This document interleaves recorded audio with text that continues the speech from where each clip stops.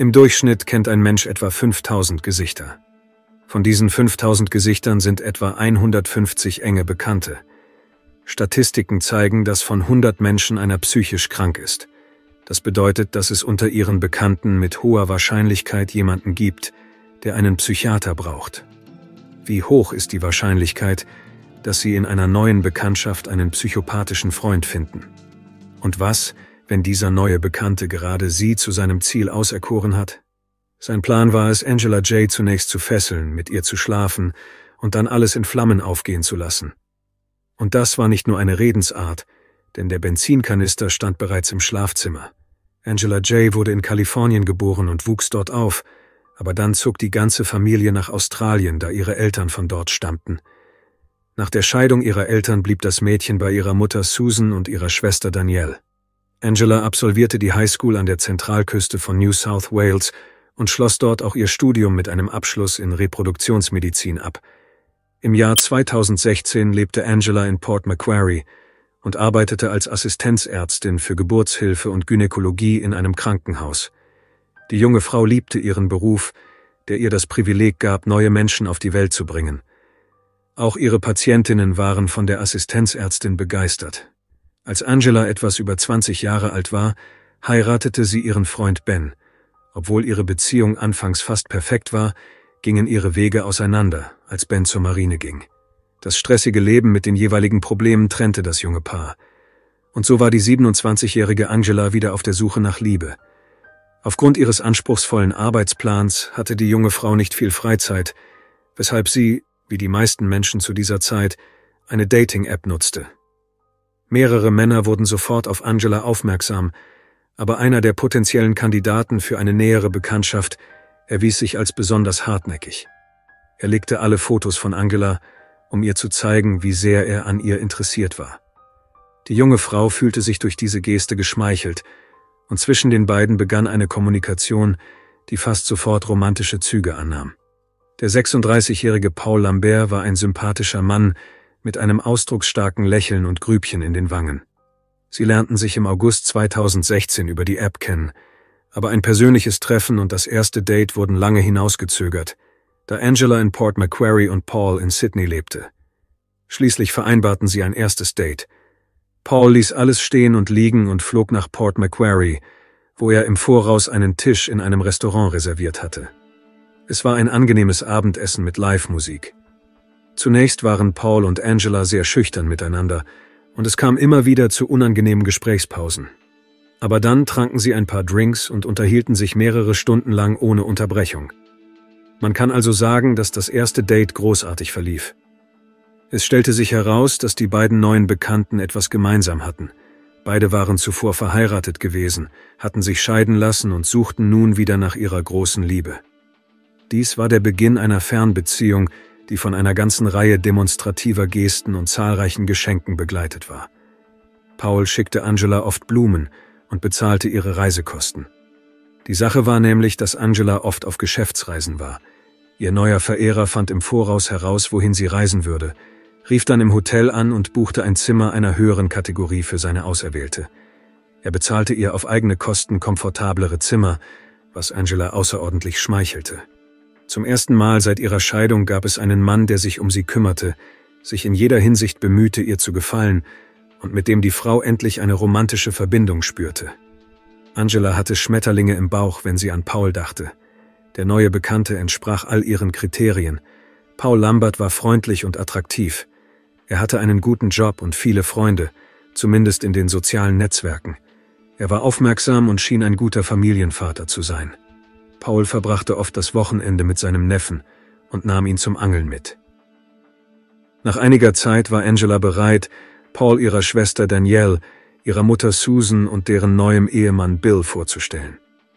Als Susan Paul zum ersten Mal sah, einen großen, gut aussehenden, sehr selbstbewussten, gut gekleideten Mann, der sie mit einem atemberaubenden Blumenstrauß empfing, schmolz sie dahin. Die Frau war glücklich, weil ihre Tochter vor Glück strahlte. Susan erzählte ihrem Mann Bill begeistert, wie toll Paul sei, wie sehr er Angela liebe und wie glücklich ihre Tochter sei, einen solchen Mann gefunden zu haben. Aber Bill teilte ihre Begeisterung aus irgendeinem Grund nicht. Nach nur 5 Minuten Gespräch mit Paul sagte Bill seiner Frau, dass etwas mit ihm nicht stimme.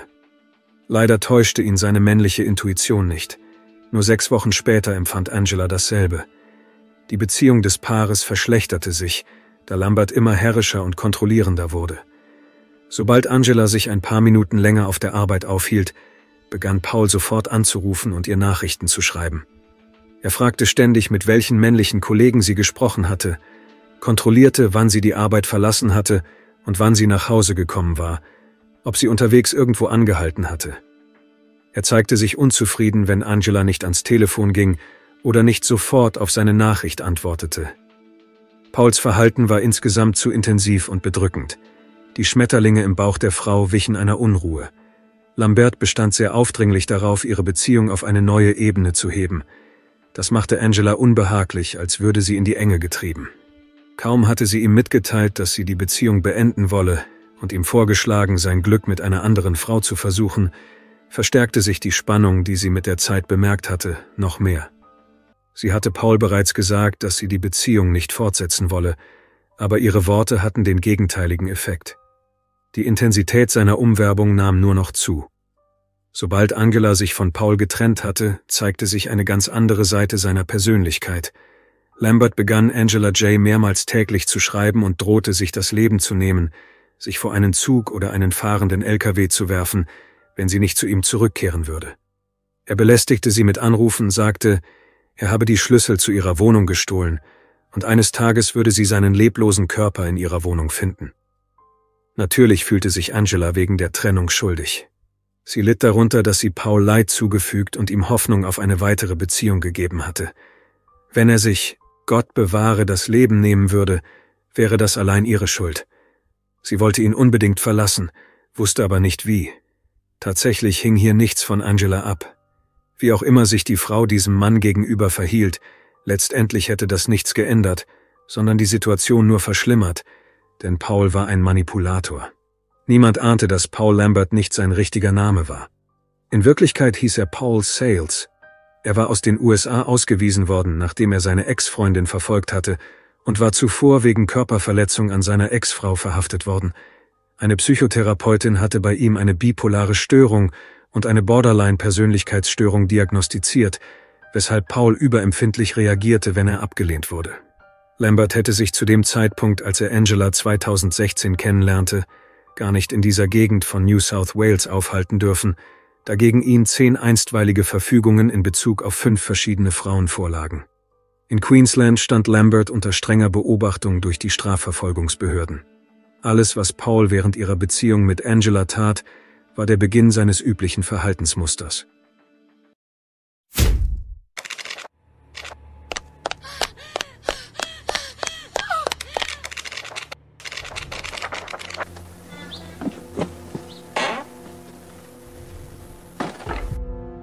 Das perfekte Geschenk zur Adventszeit. Erhältlich bei Amazon. Link in der Beschreibung.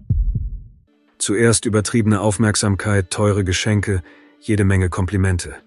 Er lockte sein Opfer sozusagen in eine Falle. Und dann kam die Zwangskontrolle. Zwangskontrolle ist ein Verhalten, bei dem eine Person Manipulation, Einschüchterung und verschiedene Formen emotionaler und psychologischer Gewalt einsetzt, um Macht und Kontrolle über eine andere Person zu erlangen. Wer war Paul Lambert also wirklich? Paul Denise Lambert, mit bürgerlichem Namen Paul Michael Sales, wurde am 10. August 1980 in Queensland, Australien geboren. Seine Eltern ließen sich scheiden, als er 4 Jahre alt war. Paul hatte eine ältere Schwester, die zu diesem Zeitpunkt verheiratet war und eine eigene Familie hatte. Er hatte auch 2 Halbbrüder und 2 Halbschwestern, da Pauls Vater schließlich wieder heiratete und weitere Kinder bekam.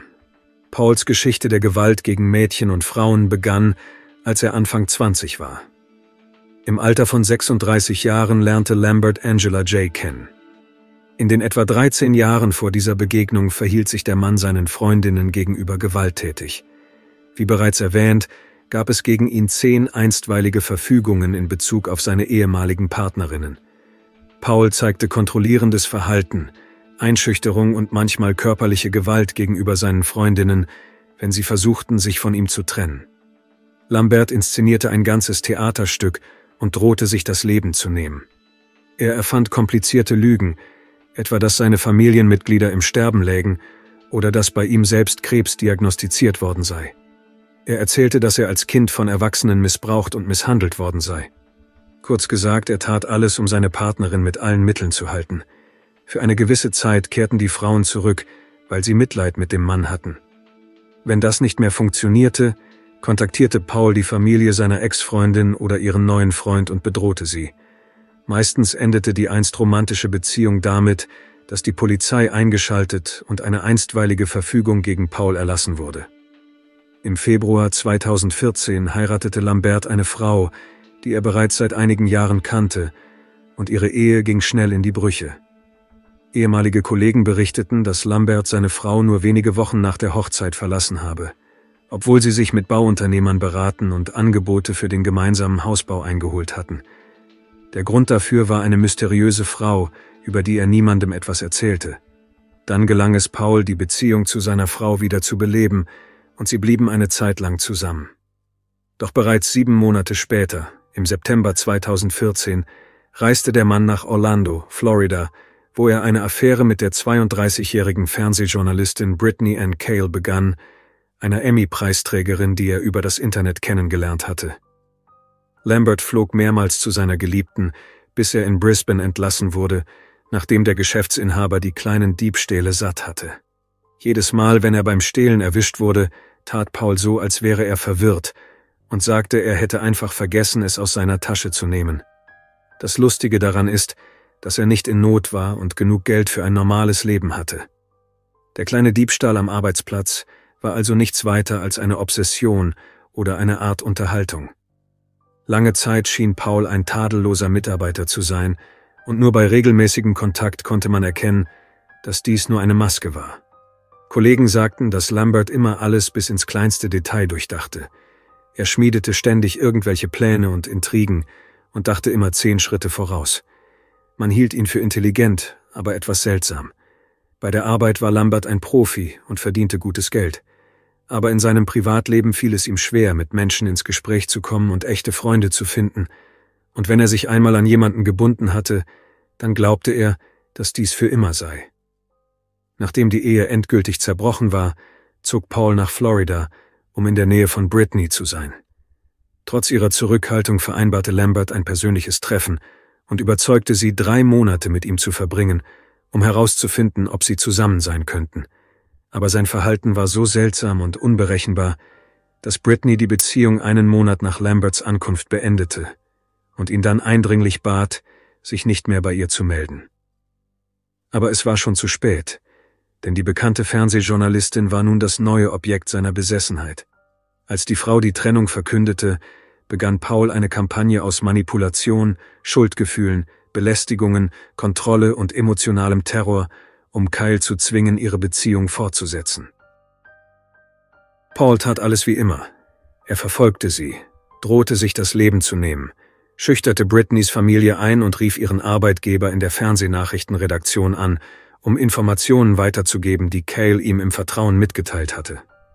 Er erzählte der Journalistin, dass er eine Kopfverletzung und einen unheilbaren Gehirntumor habe. Laut Brittany war dies ein emotionaler Auslöser für sie, da ihr Vater beinahe an einem Gehirntumor gestorben wäre. Sie erzählte Lambert davon bei ihrem ersten Treffen, und nun drückte der Mann auf ihre empfindlichste Stelle.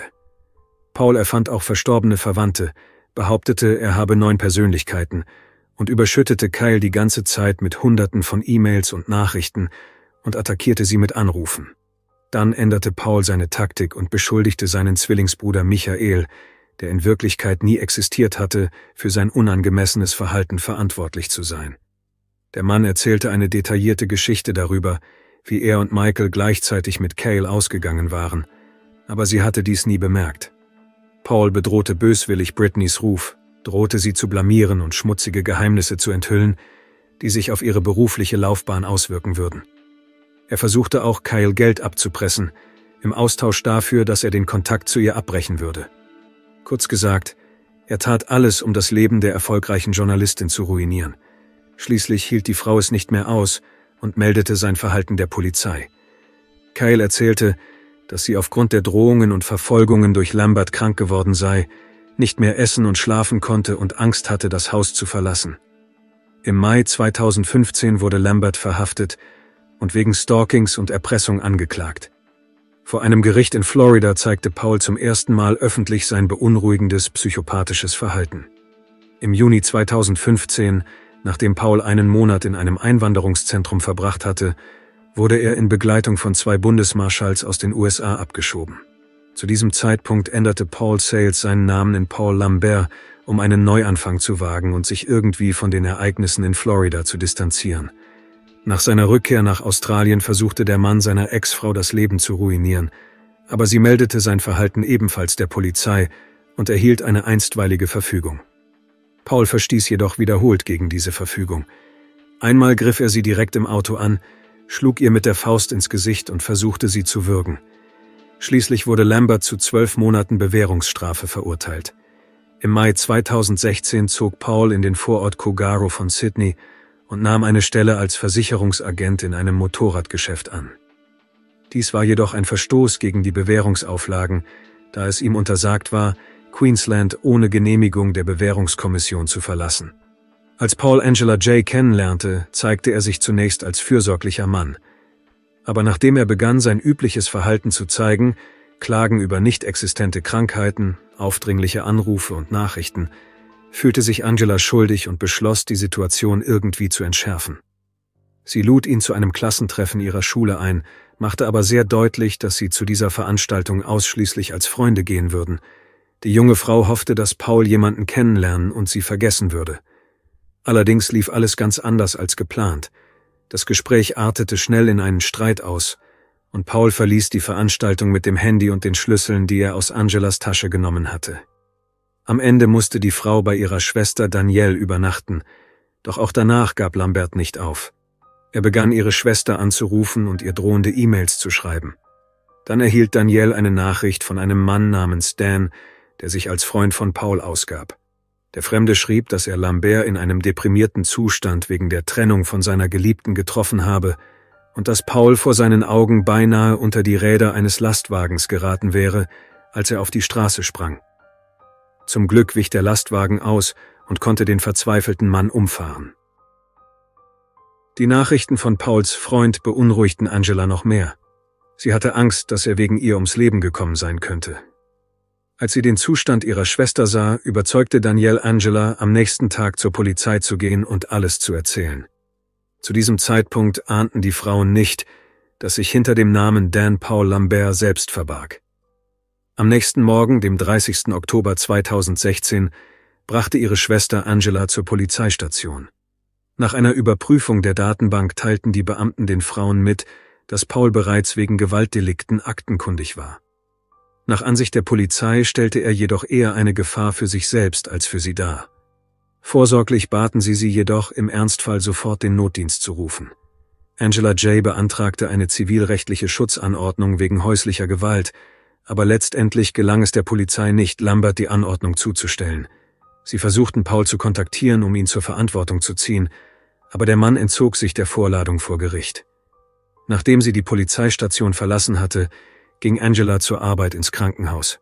Sie überlegte sogar, ihren Kollegen von der Situation zu erzählen, aber es war ihr peinlich zuzugeben, dass sie nach 2 Monaten Bekanntschaft mit dem Mann in eine so gefährliche Geschichte geraten war. Dr. Jay wollte die Geschäftsleitung warnen, dass sie die Polizei rufen sollten, falls sie eines Tages nicht zur Arbeit erscheinen sollte, aber sie tat es nicht. Angela wusste noch nicht, was ihr ehemaliger Verehrer vorhatte. Ein alter Freund von Lambert erinnerte sich, dass Paul sich zu schnell in seine zahlreichen Liebschaften verliebte, sodass seine Besessenheit von Dr. Jay nicht verwunderlich war. Niemand konnte sich jedoch vorstellen, dass Lambert so sehr von dieser Frau besessen sein würde, dass er sich zu einem schrecklichen Verbrechen entschließen würde. Ende Oktober 2016 flog Paul erneut nach Port Macquarie und mietete ein Auto, einen weißen Corolla-Kombi. Er erklärte dem Manager, dass er gekommen sei, um seine Freundin zu treffen. Sie hätten sich gestritten und er wolle seine Schuld wieder gutmachen, da er sich nicht im Streit trennen wolle. Der Mitarbeiter der Autovermietung sagte, der Mann sei sehr aufgeregt gewesen und man habe gesehen, wie nervös er war, als er hastig seine Taschen in den Kofferraum packte. Dann ging Lambert in einen Baumarkt und kaufte ein Teppichmesser, eine Axt und 2 30 Meter Rollen Klebeband, woraufhin er zu Angelas Haus fuhr, um auf ihre Rückkehr von der Arbeit zu warten. Als die Frau ihren Ex-Freund auf der Veranda sah, erschrak sie, aber Paul beruhigte sie, indem er ihr sagte, dass er nur mit ihr reden wolle. Er gab ehrlich zu, dass in ihm 2 Persönlichkeiten miteinander kämpften und dass manchmal der böse Paul die Oberhand über den Guten gewann. Der Mann riet ihr sofort, die Polizei zu rufen, wenn sie gefährliche Veränderungen an ihm bemerken sollte. Während dieses Gesprächs offenbarte Paul Angela schließlich, dass Dan, angeblich sein Freund, kein echter Mensch war. Lambert hatte versucht, ihre Aufmerksamkeit zu erregen, indem er sich als fiktiver Freund ausgab. Er wusste einfach nicht mehr, was er tun sollte und wie er seine Freundin zurückgewinnen konnte. Das Treffen endete mit einem weiteren Streit. Dr. J sagte Lambert, dass sie es bereue, ihn kennengelernt zu haben, bat ihn, sie in Ruhe zu lassen und nie wieder in ihrem Leben aufzutauchen. Paul ging, schickte ihr aber weiterhin Drohungen. Er sagte ihr offen, dass es in ihrem Haus nicht sicher sei, weil er einen Schlüssel für die Eingangstür habe. Außerdem warnte er sie, dass er zwar gerade gut gelaunt sei, diese gute Laune aber nicht lange anhalten würde, vor allem nachdem sie ihn zurückgewiesen hatte. Anstatt nach Hause zurückzukehren, mietete der Mann ein Zimmer in einem Hotel gegenüber dem Krankenhaus, in dem Angela arbeitete, und begann sie zu beobachten. Mehrere Tage lang berechnete er ihren Arbeitsplan, verfolgte, wo sie die Nächte verbrachte, und beobachtete oft versteckt in den Büschen durch die Fenster, was Dr. J zu Hause tat. Angela hatte keine Ahnung, dass Paul die ganze Zeit in ihrer Nähe war, und sie beobachtete. Obwohl die Frau hoffte, dass ihr aufdringlicher Verehrer längst nach Sydney zurückgekehrt war, plante sie, die Türschlösser auszutauschen und versteckte jede Nacht Messer in ihrem Nachttisch, weil sie sich in ihrem eigenen Haus nicht sicher fühlte. Am 1. November 2016 fuhr Paul zu einer Tankstelle und füllte einen 5-Liter-Kanister mit Benzin. Am 2. November kaufte er einen Vorschlaghammer und eine Brechstange. Der Mann hatte offensichtlich etwas vor. Am 3. November 2016 kam Angela nach der Arbeit kurz nach Hause, um die Katze zu füttern und zu Abend zu essen, bevor sie zu ihrer Schwester ging, um dort zu übernachten. Sie war sehr müde und wollte deshalb ihre Aufgaben schnell erledigen und zu Danielle fahren. Nachdem sie das Abendessen in die Mikrowelle gestellt hatte, ging Angela ins Schlafzimmer, um Kleidung für den nächsten Tag zusammenzupacken, und wurde im Flur angegriffen. Dr. J schrie vor Überraschung, aber der Angreifer entpuppte sich als Paul Lambert. Der Mann hielt ihr mit der Hand den Mund zu, sah ihr fest in die Augen und sagte, dass alles in Ordnung sei und er nur mit ihr reden wolle.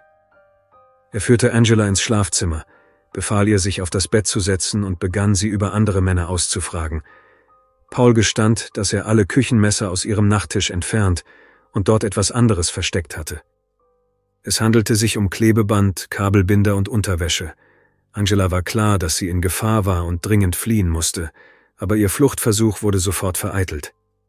Plötzlich hielt Paul ein Messer in der Hand. Zunächst spürte Angela aufgrund des Stresses nichts. Sie sah nur das Blut auf ihrer Kleidung und spürte erst dann einen unangenehmen, stechenden Schmerz in ihrem Körper. Paul fügte Angela 11 Messerstiche in Brust, Arme und Beine zu, bevor er einen Kanister mit Benzin griff und dessen Inhalt über den Kopf der Frau schüttete. Die Flüssigkeit lief über ihren Körper und gelangte in Angelas Augen, Ohren und Mund. Dr. J war vor Angst wie gelähmt, da sie wusste, was nun folgen würde. Sie verspürte unbeschreibliche Angst, weil sie wusste, dass man nun versuchen würde, sie lebendig zu verbrennen. Aber das Benzin machte die Haut der Frau rutschig und ermöglichte es ihr, sich aus Lamberts festem Griff zu befreien. Auf wundersame Weise gelang es Angela, aus dem Haus zu fliehen. Blutüberströmt und bei jedem Schritt stolpernd, rannte sie zum Haus ihrer nächsten Nachbarn, um Hilfe zu holen. Der Nachbar Steve hatte an diesem Tag bereits einen unbekannten Mann in Angelas Küche gesehen. Jetzt hörte er die Schreie, griff sich eine Stahlstange und eilte zu Hilfe. In diesem Moment sah Steve die verletzte Angela. Der Nachbar half ihr, in seine Garage zu gelangen, wo Dr. J Steve ruhig erklärte, wie er die Wunden versorgen und die Blutung stoppen könne, was ihr bis zum Eintreffen des Krankenwagens das Leben rettete. Steves Tochter rief in der Zwischenzeit die Polizei, während Angela kurz darauf das Bewusstsein verlor. Der Nachbar war ratlos. Er wusste nicht, wie er den Sanitätern die Art der Verletzungen erklären sollte, also stellte er der Verletzten einfach verschiedene Fragen, um sie bei Bewusstsein zu halten.